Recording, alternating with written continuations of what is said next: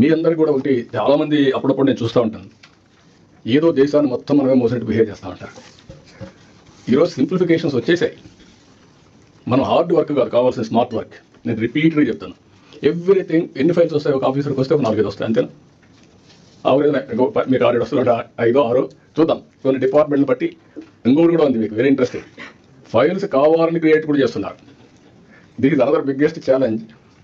ఎందుకు అది జరుగుతూ ఉందంటే, కిందికి పైకి తిప్పాలి కాబట్టి ఫైల్ క్రియేట్ చేసి పైకి పంపించేస్తున్నారు. అవసరమైతే would redraft business rules. Business rules ఏమి ఇప్పుడు కాన్స్టిట్యూషన్ ఇన్నిసార్లు అమెండ్ చేసుకున్న తర్వాత బిజినెస్ రూల్స్ ఎందుకు అమెండ్ చేసుకోకూడదు? మీ పర్ఫార్మెన్స్ అంతా ఎవ్రీథింగ్ ఆన్లైన్. అకౌంటబిలిటీ ఒకప్పుడు నేను చూసేవాడిని, కూడా చెప్తాను మళ్ళీ. రెవెన్యూ డిపార్ట్మెంట్లో కిందన పైకి పంపించేవాళ్ళు. కడాన లింక్ ఫైల్ ఉండేది కాదు. అంటే ఎవడేం చేశాడు ఎవరు తెలిసేది కాదు. ఇప్పుడు నేను నిన్న రెవెన్యూ డిపార్ట్మెంట్ చెప్పాను, సాయి ప్రసాద్ అందరి గురించి మీకు చెప్పాను.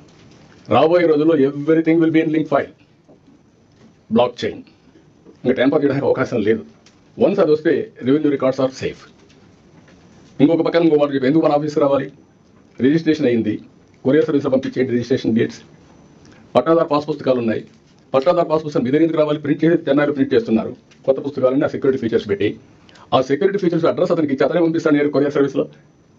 అంటే the way I'm thinking is different. మీరు అందరూ గుర్తుపెట్టుకోవాలి.